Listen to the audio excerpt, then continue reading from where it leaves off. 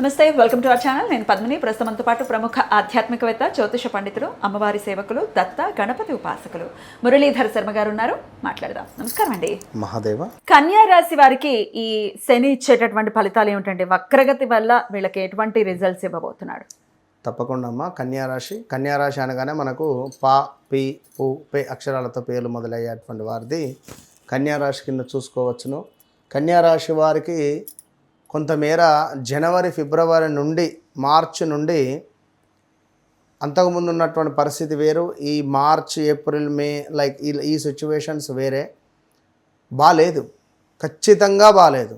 ఈ శని వక్ర దృష్టి వల్ల ఇంకా ఇబ్బందులు ఎదుర్కొనే పరిస్థితి ఉంటుంది. అయితే మొన్నటి వరకు ఒక లోన్ ప్రయత్నమో, ఒక గృహం తీసుకుందామనో, ఒక ఉద్యోగ ప్రయత్నమో, ఉద్యోగం మారాలనో, మనీ రిలేటెడ్ ఇబ్బందులు కానీ ఏదైనా కోసం ఎదురు చూస్తూ ఉండేటువంటి వారికి ఇక్కడ సిబిల్ స్కోర్ పెరగడమో, అప్పు పుట్టడమో, అప్పు పుట్టేటువంటి యోగం ఏర్పడేటువంటి పరిస్థితి ఉంటుంది.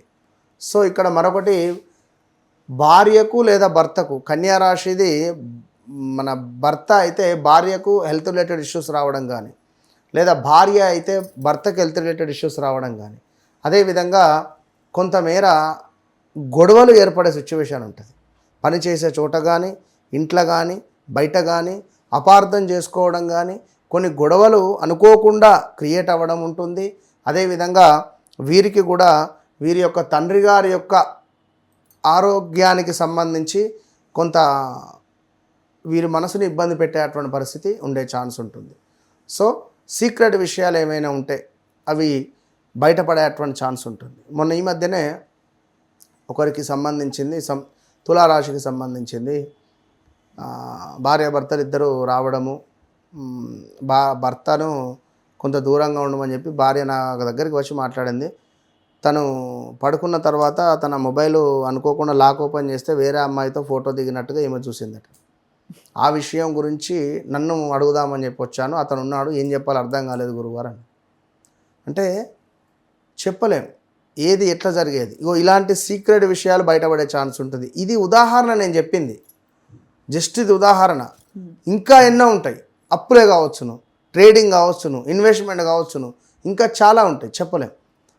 వారి జాతకరీత్యా ఏవైతే అమ్మయ్యా దాచిపెట్టే విషయం అని అనుకుంటారో అది బయటపడే సన్నివేశం బట్టబయలవుతుంది. కనుక వారి వ్యక్తిగత జాతకరీత్యా నడిచే దశ అంతర్దశలను ఖచ్చితంగా చెక్ చేసుకోవాల్సినటువంటి అంశము. అండ్ జబ్బకు సంబంధించింది కానీ, కాళ్ళకు సంబంధించింది కానీ ఖచ్చితంగా అనారోగ్య సమస్యలు ఏదైనా ఒకటి వచ్చే ఛాన్స్ మాత్రం ఖచ్చితంగా ఉన్నది. హాస్పిటల్కు వెళ్ళే ఛాన్స్ ఉంది. కిడ్నీలో స్టోన్స్ రావడం కానీ, గాల్ బ్లాడర్ రిలేటెడ్ కానీ జాగ్రత్తగా ఉండండి, అంతే. వివాహ ప్రయత్నాలు చేయొచ్చా వీరు? ఇప్పుడు బాలేదు, వద్దు.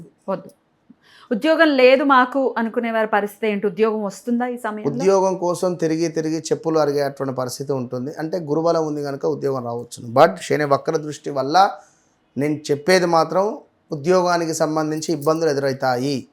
ఉద్యోగంలో వీరిపై 100 మంది ఇట్లా చూపు ఉంది. వీరి యొక్క హావభావాల లేదా వీరి యొక్క యాటిట్యూడ్ అనేది తెలియదు, కానీ వీని తీసేయాలని కానీ, వీని జరపాలని కానీ, లేదా వీని మీద ఏమైనా అభాండం మోపాలని కానీ సంథింగ్ రాంగ్, అంతే, ఏదో జరగబోతుంది. మరి ఈ రాశి వారు ఎటువంటి పరిహారం చేసుకుంటే ఈ శని ఇచ్చేటటువంటి బ్యాడ్ ఇంపాక్ట్స్ నుంచి బయటపడతారు మురళి గారు? ఇక్కడ ఈ రాశి ఆ రాశి అనేటువంటిది కాకుండా ద్వాదశ రాశులలో మనకు శనేశ్వరునికి సంబంధించినటువంటి ఒక వక్ర దృష్టి అనేటువంటిది, వక్ర దృష్టి అనగానే కేవలం మనకు వెనక భావము అంటే clockwise, anticlockwise అనేటువంటిదే కాకుండా ఒక బంతి అనేటువంటిది నేల మీద కొడితే అది ఎంత ఫాస్ట్గా కిందికి వెళ్ళి అంతకంటే డబల్గా పైకి వస్తుంది. కనుక శనేశ్వరుడు ఉన్నటువంటి భావం నుండి వెనక భావాన్ని ఏ విధంగానైతే చూస్తున్నాడో అంతే ఫాస్ట్గా దాని ముందు భావాన్ని కూడా చూస్తాడు. సో ఉదాహరణకు ఇప్పుడు ధనస్సు అనుకుంటే, ధనస్సు వారికి 4వ భావంలో ఉన్నాడు. 4వ భావం నుండి 3వ భావాన్ని చూస్తూ ఎట్ ద సేమ్ టైం 5వ భావాన్ని కూడా చూస్తాడు.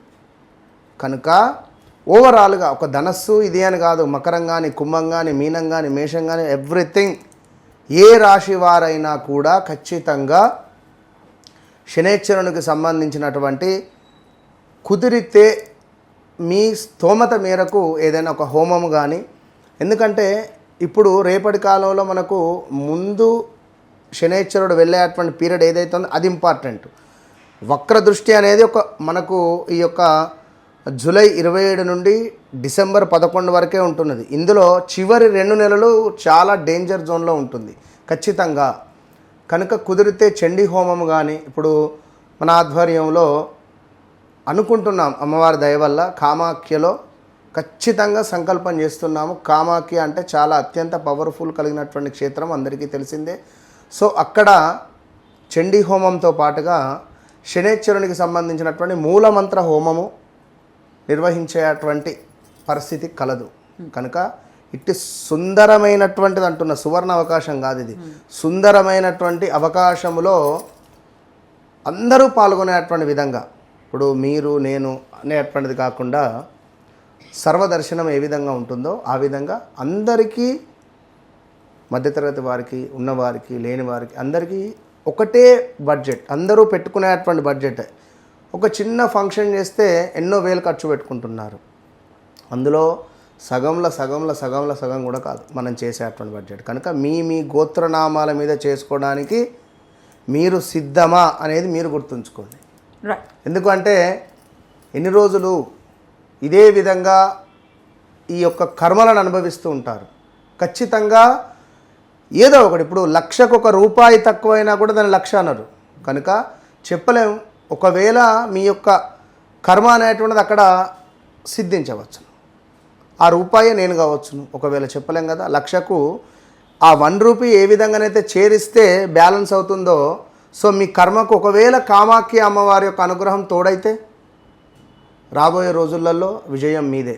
కనుక రాలేని వారు ఈ యొక్క రావి చెట్టు కింద దీపారాధన కావచ్చును, నల్ల నువ్వులు దానం కావచ్చును. ఇక్కడ 5 రాశులకు మాత్రం చాలా ఇబ్బంది, డేంజర్ జోన్లో ఉన్నారు. ఆ 5 రాశులలో మొట్టమొదటిది మేషరాశి, రెండవది వచ్చేసి కర్కాటక రాశి, మూడవది వచ్చేసి కన్యా రాశి, నాలుగవది వచ్చేసి ధనస్సు రాశి, ఐదవది వచ్చేసి మనకు కుంభరాశి. శనిపై రాహుపై శని దృష్టి ఉండడం ద్వారా సడన్ డెత్స్ జరుగుతాయి. So be careful. తప్పకుండా ఈ యొక్క శని వక్ర దృష్టి, మంచి యోగాన్ని మీకు కావాలి అని అనుకునేటువంటి వారు కామాఖ్య అమ్మవారి యొక్క అనుగ్రహాన్ని పొందండి. లేదు అని అనుకునేవారు బ్రాహ్మణుని ఇంటికి పిలుచుకొని నల్ల నువ్వులు దానంగా ఇవ్వండి, లేదా ఏదైనా దేవాలయానికైనా వెళ్ళి ఇవ్వండి. రైట్, చాలా చక్కగా వివరించారండి. కృతజ్ఞతలు. నమస్కారం అండి. మహాదేవ.